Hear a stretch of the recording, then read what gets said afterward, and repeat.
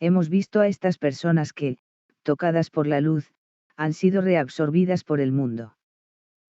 Pero hay otro hecho. Aquí continúa el Evangelio. Mientras ellos iban a casa, Jesús fue al monte de los Olivos. La montaña es siempre un signo de oración, un lugar de paz, un lugar de meditación en Dios. Señal de que Jesús dejaba el mundo, dejaba su ciudad, de Jerusalén y regresaba al Padre. De hecho, será desde el monte de los Olivos que ascenderá al Padre. Es un signo opuesto a ese otro. Para enseñarnos algo.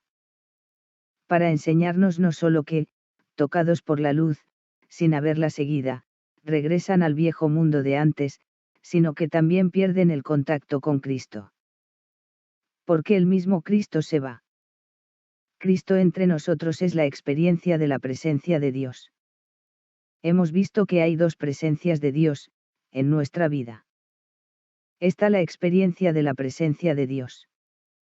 Cristo es la experiencia de la presencia de Dios entre nosotros.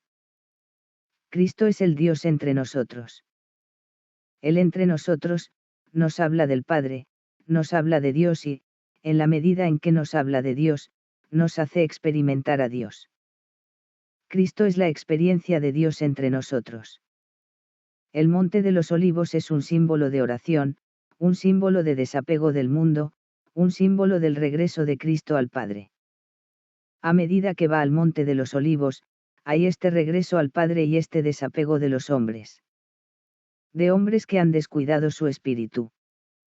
Deja claro que esos hombres no solo han sido reabsorbidos de su mundo, sino que, sobre todo, han perdido la presencia de Dios entre ellos. Todo es una lección de Dios para nosotros. Puesto que Cristo es signo de la presencia de Dios en nosotros, este alejamiento de Cristo de los hombres es un signo de Dios que se aleja de nosotros. Dios se aleja de nosotros y experimentamos la ausencia de Dios. Llegados a este punto, la primera pregunta que surge es la siguiente. ¿Cómo puede Dios, que es el presente, siempre presente, cómo puede Dios distanciarse de nosotros, cómo puede hacernos experimentar su ausencia? Ahora podemos abordar este tema, dado lo que se ha dicho en los últimos domingos. Sobre todo hemos dicho que hay dos presencias de Dios en nuestra vida. La primera es la experiencia de la presencia de Dios. La segunda es la experiencia de la presencia de Dios, como consecuencia del conocimiento de Dios. La primera ocurre porque hay una respuesta a una necesidad.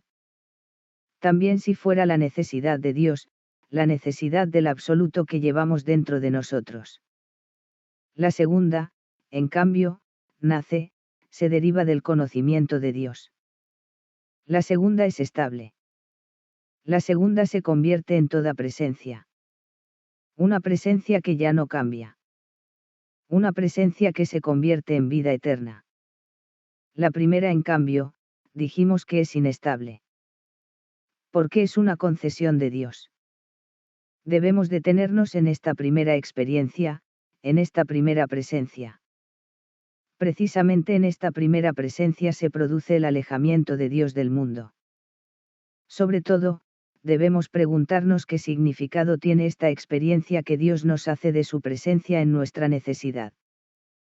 Es decir, cuál es el significado de estas concesiones, de estos dulces que Dios nos concede.